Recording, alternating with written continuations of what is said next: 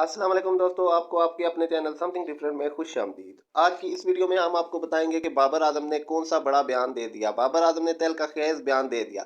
इससे पहले मैच के स्कोर और मैच की विकेटों पर थोड़ी सी नज़र घुमाते हैं। आइए वीडियो का आगाज़ करते हैं। पाकिस्तान की बदतरीन शिकस्त, भारत ने रवायती अरीफ के खिलाफ वर्ल्ड कप का मुसलसल 8वां मैच जीत लिया। रोहित शर्मा की शानदार पारी बाबर के आउट होने के बाद बकिया बल्लेबाज मजमूई स्कोर में 36 रन का इजाफा कर सके। पाकिस्तान को बदतरीन शिकस्त, भारत ने रवायती अरीफ के खिलाफ वर्ल्ड कप का मुसलसल 8वां मैच जीत लिया। अहमदाबाद के नरेंद्र मोदी स्टेडियम पर खेले जा रहे मैच में भारत ने टॉस जीतकर पाकिस्तान को बैटिंग की दावत दी। पाकिस्तान की जानब से इमाम उल्लाह अब्दुल्ला शफीक ने इनिंग का आगाज किया और 41 रन की पार्टनरशिप कायम की, जिसके बाद अब्दुल्ला शफीक 20 रन बनाकर मोहम्मद सिराज के ओवर में एलबीडब्ल्यू आउट हो गए। पाकिस्तान की दूसरी विकेट 73 रन पर गिरी, जबकि हार्दिक पांड्या ने इमाम उल्लाह को 36 रन पर कैच आउट कराया।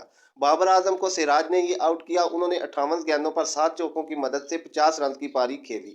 सऊद शकील सिर्फ 6 रन बनाकर कुलदीप की गेंद पर एलबीडब्ल्यू आउट करार दिए। इसी ओवर में इफ्तिखार अहमद को भी क्लीन बोल्ड कर दिया गया। विकेट पर सेट मोहम्मद रिजवान को बुमराह ने बोल्ड करके अपनी टीम को छठी कामयाबी दिलाई। उन्होंने 49 रन बनाए। शादाब खान की विकेटें बुमराह ने उड़ा दी।